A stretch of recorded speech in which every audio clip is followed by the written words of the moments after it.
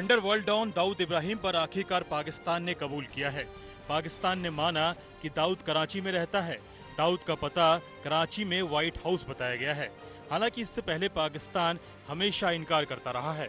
पाकिस्तान ने 88 आतंकी समूहों और आतंकवादियों के खिलाफ कड़े प्रतिबंध लगाने का फैसला लिया है, जिसमें भारत का मोस्ट वांटेड दाऊद इब्राहिम का नाम भी शामिल है। हालांकि ये लिस्ट जारी करने के कुछ घंटों के बाद पाकिस्तान ने पलटते हुए कहा कि दाऊद पाकिस्तान में मौजूद नहीं है। पाकिस्तान ने कहा कि वो सिर्फ संयुक्त राष्ट्र सुरक्षा परिषद के वैधानिक नोटिफिकेशन को दोबारा से जारी कर रहा था। इसमें कहीं ये नहीं कहा गया है कि दाऊद इब्राहिम पाकिस्तान में है। इससे पहले पाकिस्तान की जो आतंकवादियों की लिस्ट जारी की गई थी, उसमें साफ तौर पर दाऊद का नाम शामिल था, लेकिन पाकिस्तान ने बाद में सफाई देते हुए कहा कि उनकी नेशनल टेरर लिस्ट में दाऊद और जकीरुर रहमान लखवी के नाम शामिल नहीं हैं। ये list national counter terrorism authority के तहत जारी होती है। पाकिस्तान के विदेश मंत्रालय ने दाऊद के पाकिस्तान में होने के कबूलनामे की खबरों के बाद ये बयान जारी किया। इसमें साफ तौर पर वो इस बात से मुकर गया कि अंतर्राष्ट्रीय आतंकवादी दाऊद इब्राहिम पाकिस्तान में है। विदेश मंत्रालय ने बयान में कहा था कि 18 अगस्त को 2 स्टेचुअरी नोटिफिकेशन जारी किए गए थे। इनमें सिर्फ इस बात का जिक्र था कि किन लोगों पर संयुक्त राष्ट्र ने प्रतिबंध लगा रखे हैं। पाकिस्तान ने कहा कि ये स्टेचुअरी नोटिफिकेशंस बीच बीच में जारी किए जाते रहे हैं। ये सिर्फ अंतर्राष्ट्रीय कानूनों और प्रावधानों के तहत जारी किए जाते हैं। 2019 में भी ऐसा ही नोटिफिकेशन जारी किया गया था।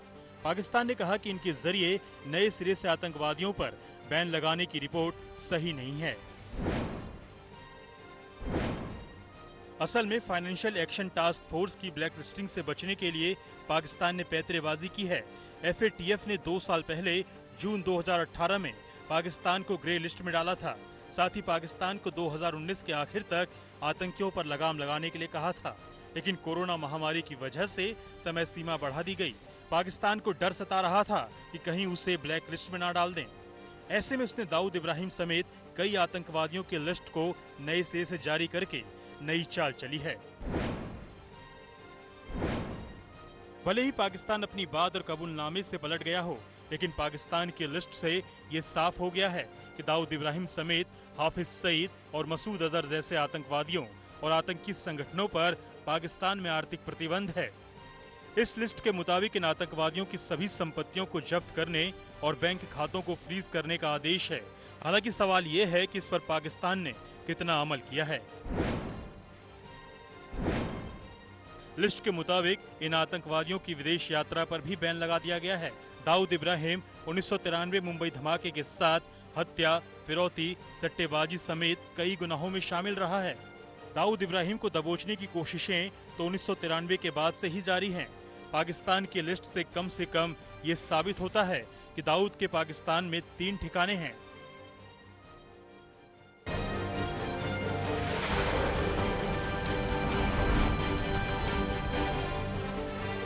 सुशांत केस में मुंबई में सीबीआई जांच का आज तीसरा दिन है, जिसमें आज कुछ और लोगों से पूछताछ हो सकती है। सीबीआई ने सुशांत का कमरा खोलने वाले चाबी वाले का नंबर लिया है, जिससे भी जल्द सवाल जवाब किए जा सकते हैं।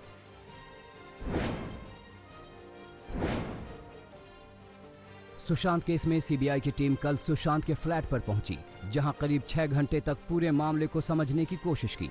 सीबीआई टीम के साथ सुशांत के creative director Siddharth Pithani, cook Neeraj Singh और दीपेश सावंत थे, जो कि सुशांत के फ्लैट में रहते थे और 14 जून को सुशांत की मौत के वक्त वहीं पर थे।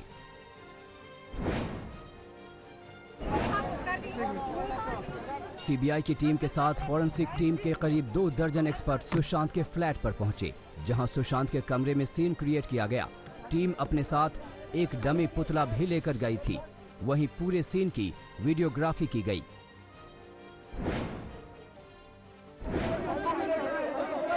सीबीआई की टीम ने कल कुक नीरज से दूसरी बार पूछताछ की।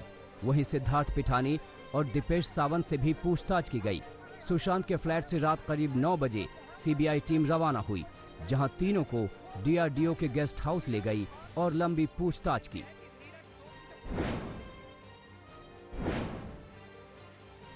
सीबीआई की एक टीम मुंबई के कपूर अस्पताल भी गई, जहां सुशांत की ऑटोप्सी रिपोर्ट की जानकारी ली गई, जिसके मुताबिक सुशांत की मौत पोस्टमार्टम से करीब 10 से 12 घंटे पहले हुई है।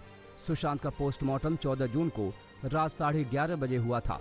वहीं सीबीआई को बताया गया कि जिस हरे रंग के कपड़े से सुशांत का शव लटका मिला वो 200 किलो तक का वजन उठा सकता है।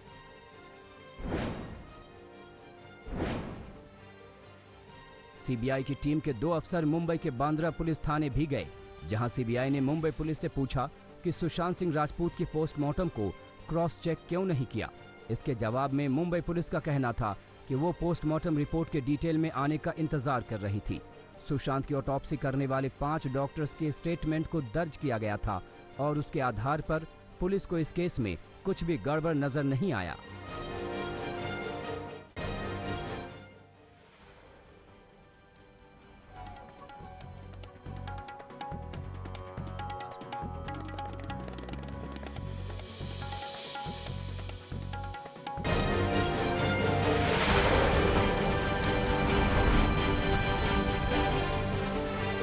सुशांत खुदकुशी में केस दर्ज नहीं करने को लेकर आरोपों से घिरी मुंबई पुलिस ने सीबीआई को इस पर अपनी सफाई पेश की है। उनका कहना है कि साजिश के एंगल से कभी जांच नहीं की गई। इसकी एक वजह ये भी थी कि सुशांत की मुंबई में मौजूद बहन ने कभी किसी साजिश की तरफ इशारा नहीं किया। मुंबई पुलिस ने मीतू का बयान भी लिया था। सुशांत की पोस्टमार्टम रिपोर्ट को लेकर तमाम सवाल उठ रहे हैं। सीबीआई को इस रिपोर्ट पर शक है। सीबीआई का मानना है कि या तो पोस्टमार्टम ठीक से नहीं किया गया या फिर इसकी रिपोर्ट में हेरफेर किया गया। यही वजह है कि सीबीआई ने एम्स के 4 डॉक्टरों को इस रिपोर्ट से जुड़े तमाम पहलू खंगालने को कहा है। हालांकि एम्स की टीम को पोस्टमार्टम रिपोर्ट से जुड़ी फाइल अभी नहीं मिली है। रिपोर्ट मिलने के बाद एम्स की टीम मुंबई जाएगी। एम्स के फॉरेंसिक डिपार्टमेंट के हेड ने आज तक से बातचीत में माना था कि पोस्टमार्टम में मौत का वक्त न लिखा होना एक बड़ी चूक है। इस पर मुंबई पुलिस के डॉक्टरों से बात करनी चाहिए थी। 14 जून को सुशांत की लाश कमरे में जिस फंदे के सहारे लटकती हुई पाई गई थी, वो फंदा सुशांत के कुर्ते का बना था। इस फंदे को लेकर भी कई सवाल उठाए गए। सच जानने के लिए सीबीआई अपने साथ उसी ब्रांड के एक नहीं कई कुर्ते अपने साथ लेकर पहुंची। सीबीआई ने सिद्धार्थ पिठानी और नीरज सिंह से पूछा कि सुशांत सिंह कमरा नहीं खोल रहे थे तो चाबी बनाने वाले को किसने बुलाया और आखिर पुलिस को खबर क्यों नहीं की गई। एक सवाल ये भी उठा कि फंदे से लटके सुशांत की तस्वीर क्यों नहीं ली गई। सीबीआई ने पूरी इमारत की सीसीटीवी फुटेज हासिल कर ली है। अब वो उनके फ्लैट के साथ साथ आसपास की वीडियो फुटेज की भी जांच करेगी। इमारत की सीसीटीवी फुटेज में सीबीआई ये जानने की कोशिश करेगी क्या इस फुटेज से किसी तरह की छेड़छाड़ की गई है। बताया गया है कि इमारत का एक कैमरा खराब था। सिद्धार्थ पिठानी, दीपेश और नीरज पर सीबीआई ने सबसे पहले शिकंजा कसा है, लेकिन सबकी निगाहें इस बात पर है कि रिया चक्रवर्ती तक सीबीआई कब और कैसे पहुंचती है, उसे पूछताछ के लिए कब बुलाया जाता है। रिया की गिरफ्तारी को लेकर भी कयास लग रहे हैं। उसके कुछ बयानों में विरोधाभास सामने आ चुके हैं। उसने बयान जारी करके कहा था कि वो परेशान थी, इसलिए सुशांत के घर से गई थी, लेकिन अब महेश भट्ट के साथ व्हाट्सएप चैट से पता चला है कि वो सारे रिश्ते खत्म करके गई थी और महेश भट्ट से इस बारे में सलाह ले रही थी। सुशांत के परिवार को लगता है कि जांच सही दिशा में जा रही है और सीबीआई ने जिन जिन लोगों पर सबसे पहले हाथ रखा है, सुशांत केस की मिस्ट्री डिकोड होने का रास्ता इन्हीं की जुबान से खुलेगा।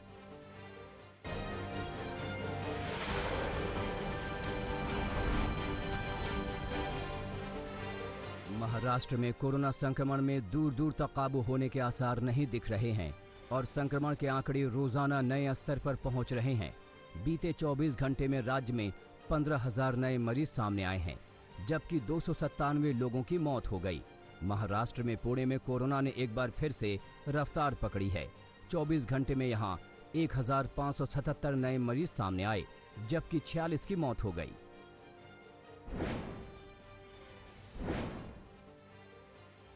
दक्षिण भारत में कोरोना की रफ्तार सबसे ज्यादा आंध्र प्रदेश में है। यहां शनिवार को भी 10,000 से ज्यादा नए मरीज सामने आए, जबकि 91 मरीजों की मौत हो गई। आंध्र प्रदेश में कोरोना के कुल मामले करीब 3.5 लाख तक पहुंच गए हैं और इनमें से करीब 90,000 एक्टिव केस हैं।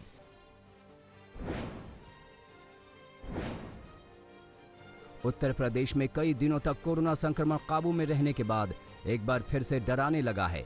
राज्य में शनिवार को 5,300 से ज्यादा नए मरीज सामने आए हैं, जबकि 70 मरीजों ने दम तोड़ दिया।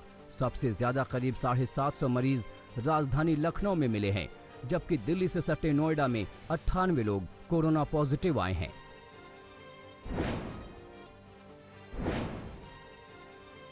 लखनऊ के केजीएमयू अस्पताल का करीब पूरा प्रशासनिक अमला कोरोना की चपेट में आ चुका है। शनिवार को रजिस्ट्रार, सीएमएस, एमएस समेत तमाम बड़े पदाधिकारियों की रिपोर्ट पॉजिटिव आई है। इससे पहले शुक्रवार को वीसी के कोरोना संक्रमित होने की खबर आई थी। डॉक्टरों, लैब टेक्नीशियन समेत माइक्रोबायोलॉजी विभाग के 17 कर्मचारी भी संक्रमित पाए गए हैं। इनमें विभागाध्यक्ष अमिता जैन भी शामिल हैं।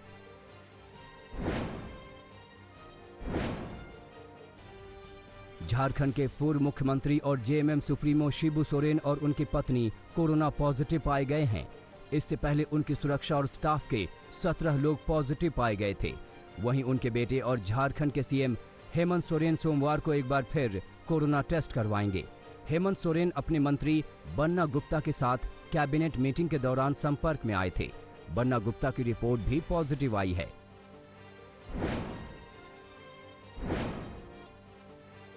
छपरा में आरजेडी विधायक मुद्रिका राय और उनके समर्थकों ने कोरोना से बचाव के सारे कायदे कानून ताक पर रख दिए। विधायक और उनके दर्जनों समर्थक लॉकडाउन के बावजूद नियम तोड़कर धरने पर बैठ गए। विधायक और उनके 52 समर्थकों के खिलाफ केस दर्ज कर लिया गया है।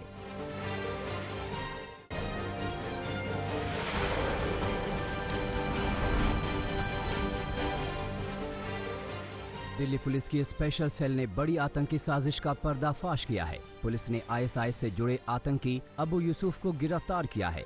धौला कुआं इलाके से गिरफ्तार हुआ अबू दिल्ली में धमाकों की प्लानिंग में था। इसके पास से 2 आईईडी, 2 प्रेशर कुकर और 1 पिस्टल बरामद हुई है। ये दिल्ली में भीड़ भाड़ वाली जगहों पर लोन वुल्फ अटैक की तैयारी में था। आतंकी के पास से बरामद आईईडी को बम निरोधी दस्ते ने डिफ्यूज कर दिया। इस काम में रोबोट की मदद भी ली गई।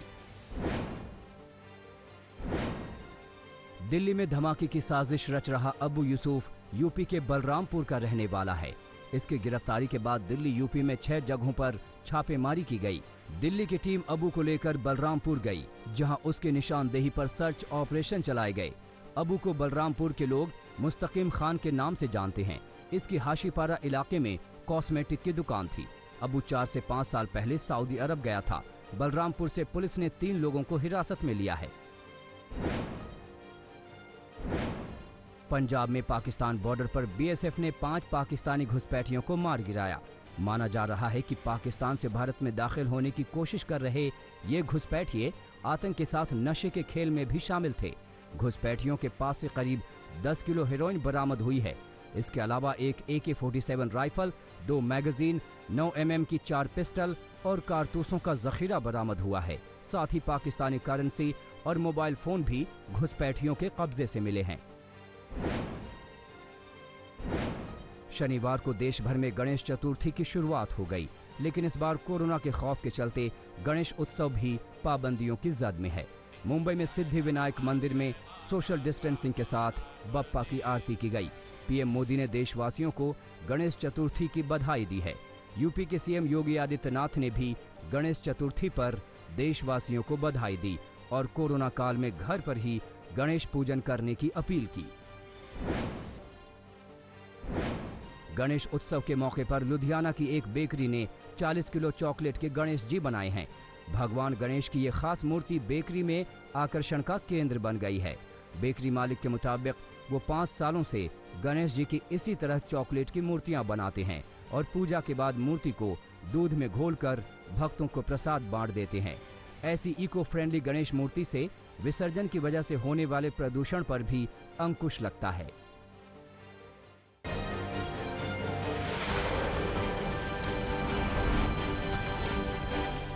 यूपी के बिजनौर में गंगा नदी खतरे के निशान के पास पहुंच गई है। नदी किनारे बसे कई गांव बाढ़ में डूब गए हैं।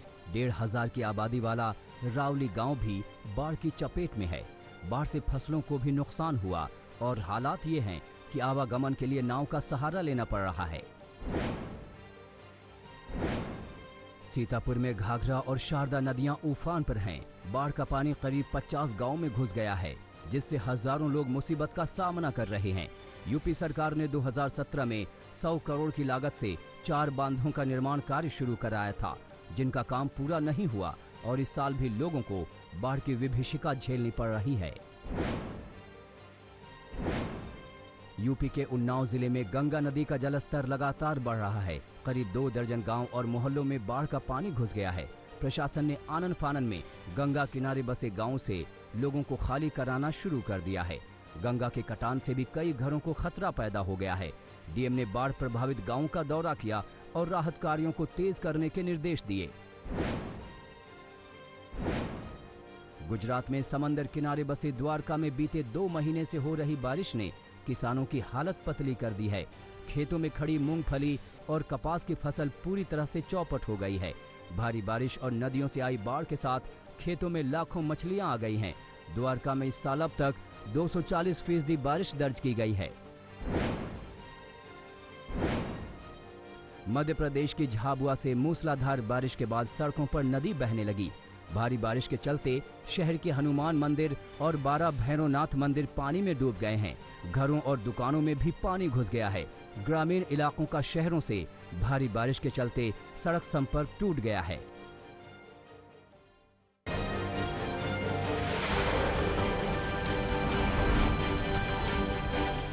राजधानी दिल्ली में भी निचले इलाकों में बाढ़ का खतरा पैदा हो गया है। पहाड़ों में लगातार हो रही मूसलाधार बारिश के बाद यमुना नदी का जलस्तर तेजी से बढ़ रहा है। लोहे के पुल के पास नदी में पानी का स्तर चेतावनी के स्तर के करीब पहुंच गया है। दिल्ली में चेतावनी का स्तर 204.50 मीटर और खतरे का लेवल 205.33 मीटर है। मध्य प्रदेश के राजगढ़ जिले में भी भारी बारिश के चलते तबाही मची है। शहर के कई मोहल्ले जलमग्न हैं। मूसलाधार बारिश के बाद नदी उफान पर है। उस पर बना छोटा पुल डूब गया है। नदी किनारे बने शिव मंदिर में नदी का पानी भर गया है। हजारों लोग बाढ़ बारिश से प्रभावित हैं। गोपालगंज में सारण तटबंध 9 स्थानों पर टूटने के बाद 201 गांव भीषण बाढ़ की चपेट में हैं। कई गांवों की पक्की सड़कें भी बाढ़ के पानी में बह चुकी हैं। आवागमन ठप हो चुका है और लोग ऊंचाई वाले स्थानों पर टेंट या तंबू लगाकर शरण लिए हुए हैं। समस्तीपुर में बाढ़ का कहर सैकड़ों गांव और शहर के लोग झेल रहे हैं। शनिवार को करेह नदी में नाव पलटने से 20 से 25 लोग मुसीबत में फंस गए। स्थानीय लोगों की मदद से ज्यादातर लोगों को बचा लिया गया, लेकिन 3 लोग बाढ़ में बह गए। ये लोग फुहिया घाट से बिथान जा रहे थे। हिमाचल प्रदेश में भारी बारिश के चलते चंडीगढ़ और मनाली राष्ट्रीय राजमार्ग 3 को बंद कर दिया गया है। यहां ब्यास नदी उफान पर है। इसके अलावा रास्ते में कई जगह लैंडस्लाइड होने से सड़क को नुकसान पहुंचा है। हिमाचल प्रदेश में येलो अलर्ट के बीच बादल जमकर बरस रहे हैं। इसकी वजह से कई जगहों पर पहाड़ दरक रहे हैं। बड़े बड़े पत्थर सड़कों पर आ गिरे हैं। भारी बारिश और लैंडस्लाइड की वजह से कालका शिमला नेशनल हाईवे 5 पर सोलन के पास रास्ता बंद कर दिया गया है। जेसीबी मशीनों से सड़क पर आए मलबे को हटाने का काम जारी है, लेकिन भारी बारिश के चलते रास्ते को साफ करने में मुश्किल आ रही है।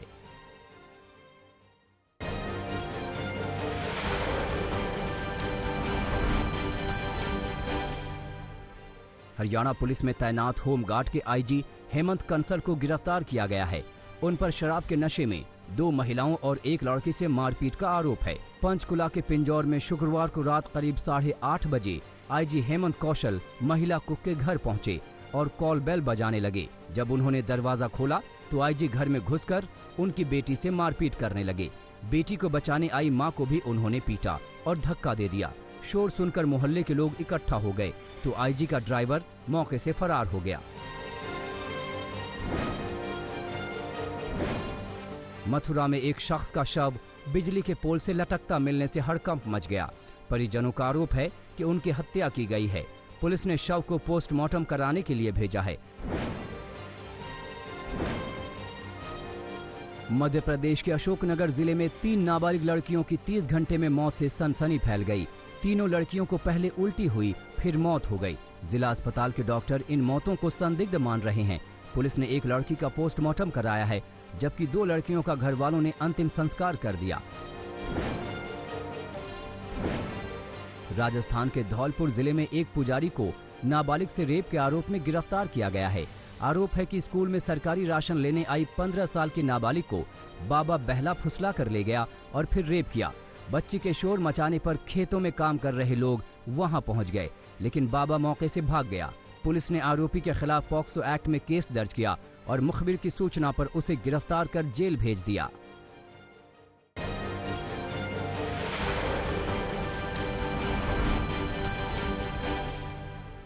नई दिल्ली में गिरफ्तार आतंकी अबू यूसुफ की गिरफ्तारी के बाद अयोध्या में पुलिस सख्त हो गई है। अयोध्या में चेकिंग तेज हो गई है। जगह जगह पैरामिलिट्री फोर्स को तैनात किया गया है। आतंकी अबू यूसुफ ने पूछताछ में खुलासा किया है कि राम मंदिर के भूमि पूजन के बाद अयोध्या में विस्फोट की योजना थी। जम्मू कश्मीर के बांदीपुरा में आतंकवादियों के 5 मददगार को गिरफ्तार किया गया है। इनके रिश्ते आतंकी गुट इस्लामिक स्टेट जम्मू कश्मीर यानी ISJK के मॉड्यूल से हैं। ये सभी सेना के शिविर पर हमले की रैकी कर रहे थे।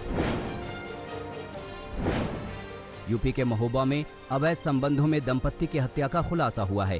पुलिस ने यह खुलासा 18 घंटे में किया। पुलिस के मुताबिक घर आए मेहमान ने वारदात को अंजाम दिया। पुलिस ने आरोपी को गिरफ्तार कर लिया है।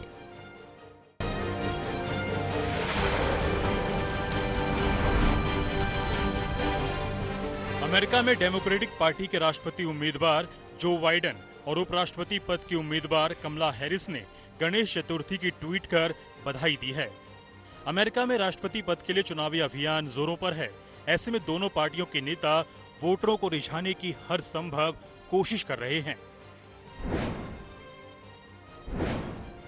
दुनिया में कोरोना के मामले बढ़कर अब 2 करोड़ 31 लाख से भी ज्यादा हो गए हैं। वहीं इस महामारी में 8,05,000 लोगों की जान चली गई है। अमेरिका, ब्राजील, भारत और रूस में कोरोना का सबसे ज्यादा असर है। दुनिया चीन से निकले कोरोना वायरस से तबाह है। वहीं चीन की राजधानी बीजिंग में पूल पार्टी के बाद अब 10वें इंटरनेशनल फिल्म फेस्टिवल का आगाज हो चुका है, जिसमें 100 से ज्यादा फिल्मों का एग्जीबिशन होना है।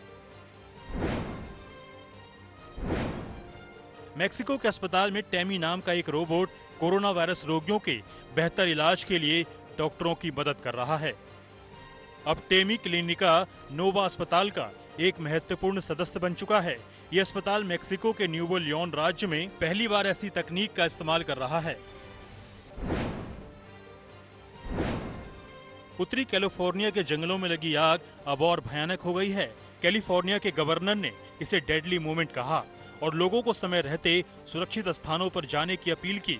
वहीं हेलीकॉप्टरों और हवाई टैंकरों से 12,000 से अधिक फायर फाइटर्स आग को बुझाने में लगे हैं।